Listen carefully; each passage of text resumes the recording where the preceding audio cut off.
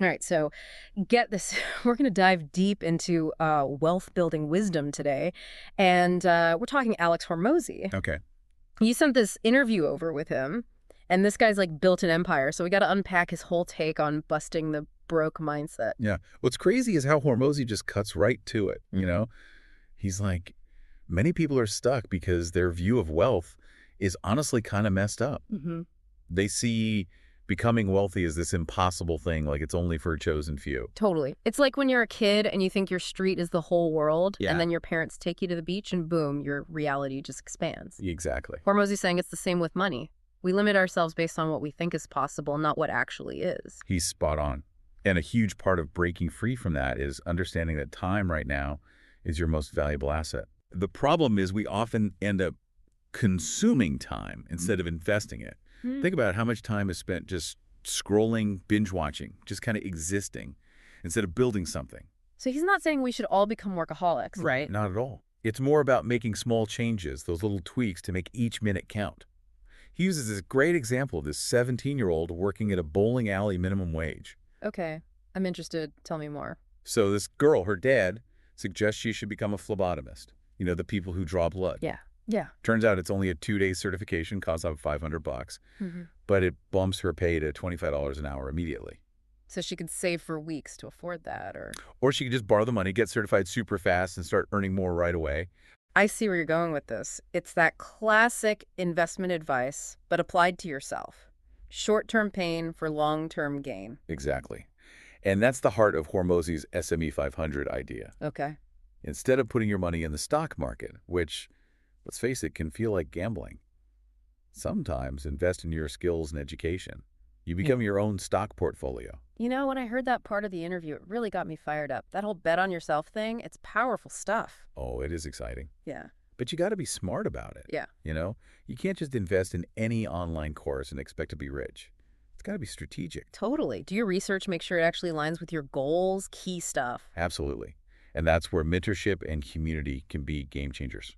Hmm. Hormozy talks about how having the right people around you changes everything. It's not even just about information. It's about having those people who've been there, done that, and can offer support. Exactly. Mentors communities, they offer shortcuts, new ways of seeing things, and that essential support when things get tough. Sometimes they challenge your assumptions, show you what's actually possible. Hormozy tells this story about going to this mastermind event. Okay, this sounds good. There's this guy there, right?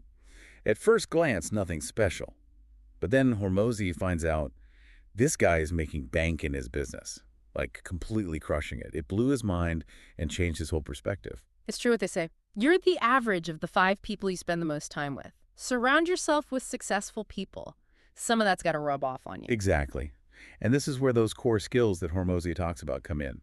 Selling, building, and leading, he calls them the big 3 for entrepreneurial success. Break those down for me. What does he mean by each one? Selling, that's all about persuasion, convincing someone to buy what you're offering. Building is creating the actual product or service. And leading, that's about bringing people together to make that vision a reality. So just having a great idea isn't enough. You got to sell it, build it, and lead a team to execute. Got it. Exactly. And he illustrates this perfectly with a story about a dog walker in Beverly Hills who's making a killing. Wait, a dog walker? Seriously? Dead serious. Think about it. He found a real problem. Busy rich people need their dogs walked her. He's mastered selling. People are lining up to pay him top dollar in a high-end market. He's nailed the building part. Efficient routes, manages multiple dogs like a pro, ensures amazing care.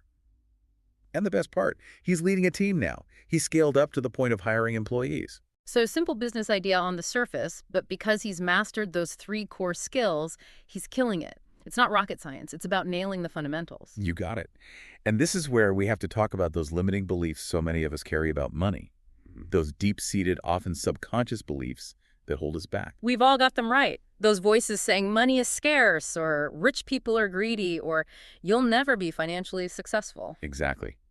We internalize these beliefs often from childhood, and they shape our whole financial reality. It's like we're running on these invisible scripts given to us years ago, and we don't even realize they're controlling our financial decisions. Scary how true that is.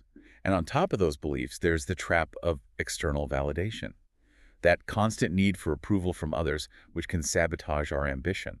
Oh man, tell me about it. How many times have you held back on something because you were worried what others would think? Like, will they think I'm being too ambitious? Or what if I fail and everyone judges me? All the time, right? It's so common. We play small to avoid judgment, even if those judgments might not even be real. I love that Hermosi calls us out on that. He says it's not usually this big, scary crowd judging us.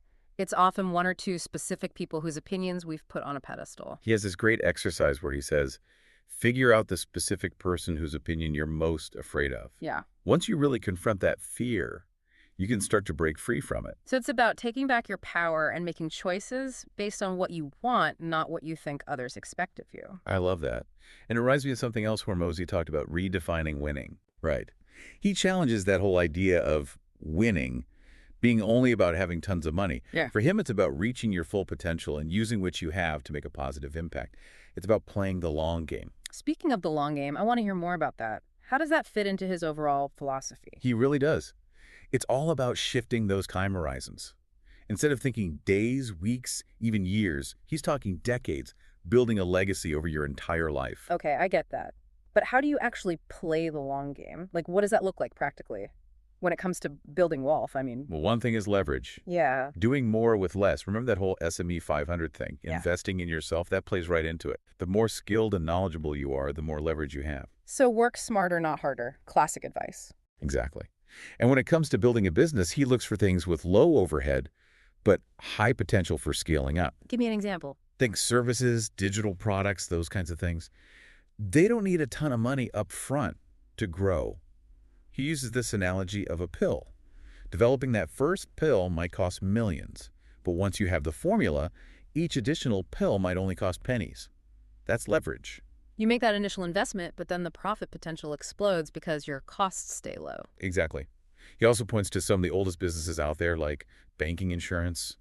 They've survived wars, recessions, crazy technological changes, and they're still here.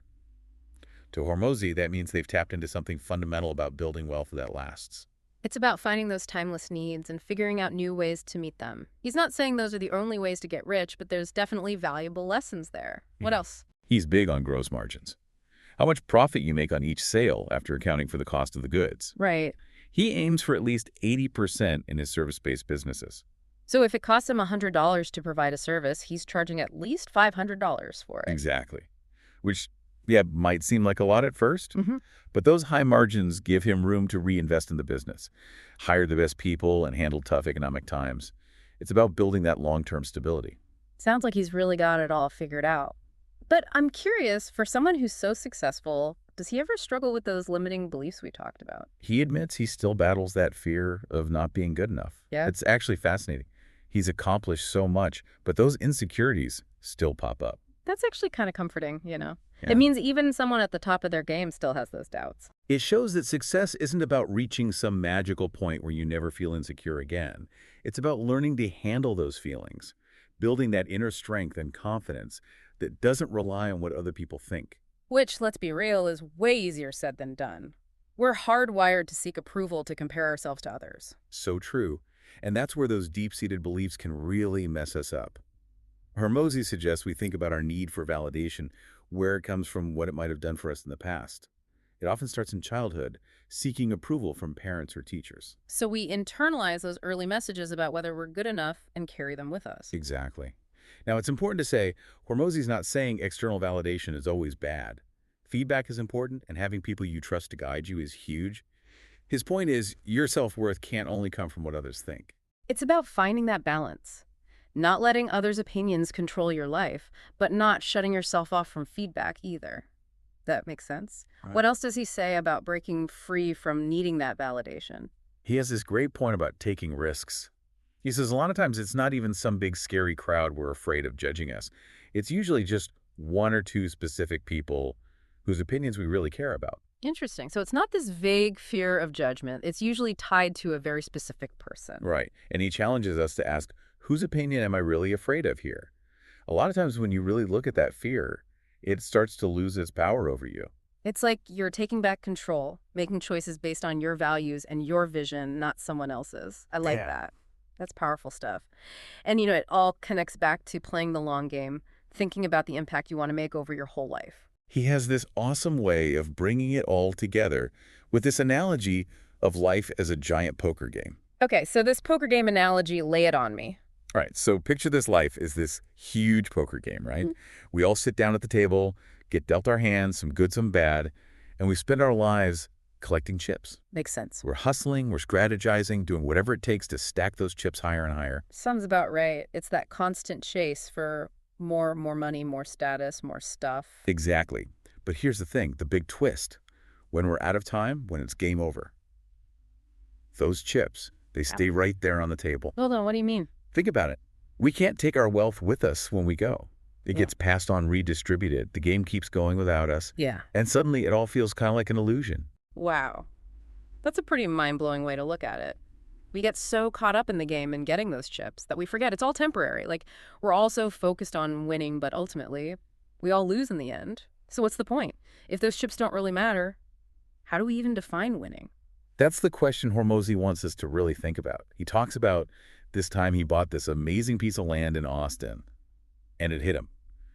The person who owned it before probably felt that same pride, that same feeling of winning when they owned that land, and the owner before them, and so on. It's like this endless loop of getting and letting go, but the land just stays. Exactly. So if trying to get rich is ultimately a fake game because it doesn't last, how does that change how you see success? Hormozy throws out this radical idea. Okay, I'm always up for a good thought experiment. Let's hear it. What if there was a 100% inheritance tax? Whoa. Okay, hold up. Before everyone freaks out, this is hypothetical, right? Totally. He's not saying the government should take everything. He's just using this extreme example to make a point. If we knew we couldn't take our wealth with us, how would that change how we feel about money? Would it make us rethink our priorities? I see what he's getting at. It's like they say you don't know what you've got till it's gone, but here it's knowing you can't keep it. That might change your whole view. Exactly. He says knowing this would push us to be smarter, more impactful with our resources, would be more likely to support causes we care about, help the people around us leave a real positive mark on the world. It's not about holding on to those chips until the very end. It's about using them to make a difference while you're still in the game. Exactly. He believes this change in thinking would spark all kinds of innovation and generosity as people focus on doing as much good as they can while they're alive, instead of clinging to stuff they can't take with them. That's powerful. And it goes back to what we were saying before about separating our self-worth from those external signs of success. It's not about how much money you have or the things you own, but the impact you have on the world. You got it. It's about redefining what winning means. Eh? It's not about winning that fake game of just accumulating wealth. It's about playing the real game, the one where you leave the world a little brighter, a little kinder, a little better than you found it. That's something to think about, for sure. So as we wrap up this deep dive, here's a question for everyone listening. How can you redefine success in your own life? What kind of legacy do you want to leave behind? Something to ponder. Until next time.